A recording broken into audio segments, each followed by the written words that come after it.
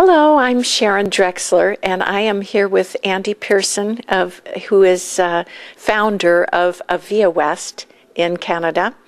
And you, as I understand, Andy, are responsible, or your company is developing a LEED Platinum project here in Victoria, and you're very passionate about the environment. I wonder if you could tell us a little bit about your green initiative.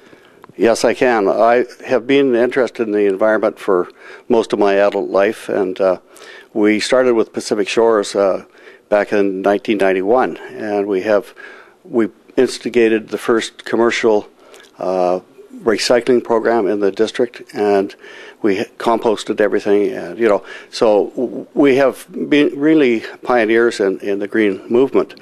However, things are really becoming much more everybody is concerned about green now, and there's a lot of evidence about greenhouse warming and climate change and what's going to happen to people when the oil runs out and fossil fuels run out.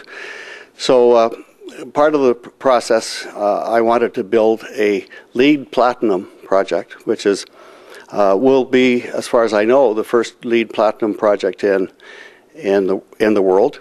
And LEED it stands for Leadership in Energy and Environmental Design, and the U.S.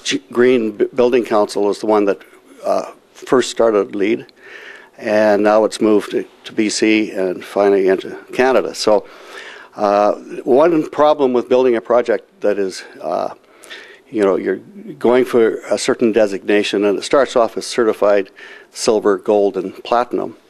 One of the problems is you don't get awarded the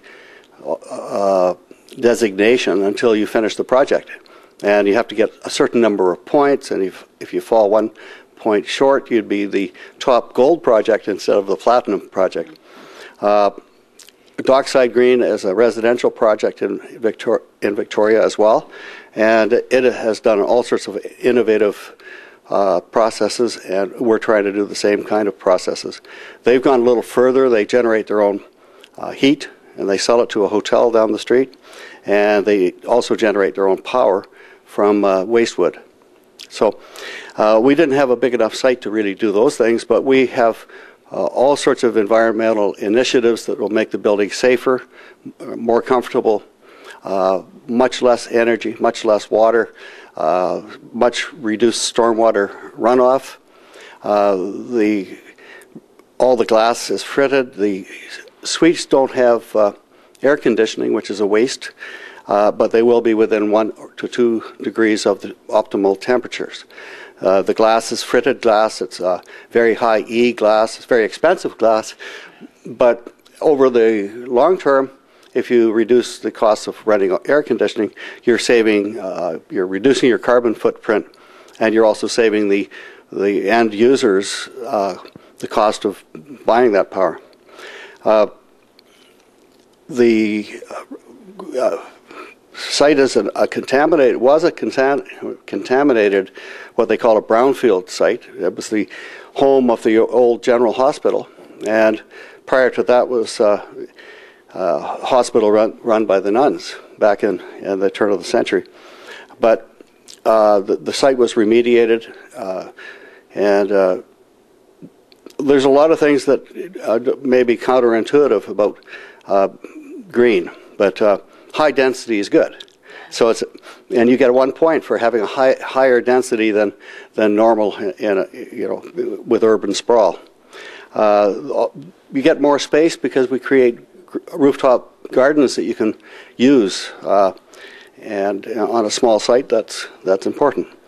Now the site is about a third of a city block, but there's 2 towers, and these are linked by an atrium. And right attached to the convention center across the road is the old Crystal Gardens of the Empress Hotel. And they operated for about 25 years as a sort of an oasis in the city. It's all greenhouse, and it was like a jungle with little waterfalls and creeks and endangered species. So in their wisdom, when the government decided to look for a new tenant, I guess the the gardens weren't making enough money, even though they brought in 250,000 people a year. They were going to shred all those plants. And so we rescued 4,000 plants, some of them 30 feet high, like palms, and we have them in storage awaiting the new atrium, and we will repatriate them to the Parkside project. The building is a concrete building, steel and concrete, and it has 40% fly ash, which extends the concrete is a very, very bad product. It creates a high carbon footprint, and so the more fly ash, which is a waste product, you put into it, it makes it just as strong, but it reduces the carbon footprint by 40%. So other things we're doing is we have low flush toilets, or dual flush actually, so you can, small or big. And much like the Europeans are doing. That's right, yes. And like the choice of materials is renewable materials like maple, or our cupboards are made out of poplar, which grows very fast-growing tree. Bamboo on some of the walls. So also one of the points is for durable products. So the project, if you have a marble floor and it lasts for 100 years or 1,000 years, that is less, use. It is not using as much transportation to bring in new carpet or whatever every 5 years or 10 years or whatever. It's hard off the top of my head to think about all the things we're doing, but we're trying to reduce water consumption, for example, by 50%, and that through the use of these low flush toilets and that sort of thing.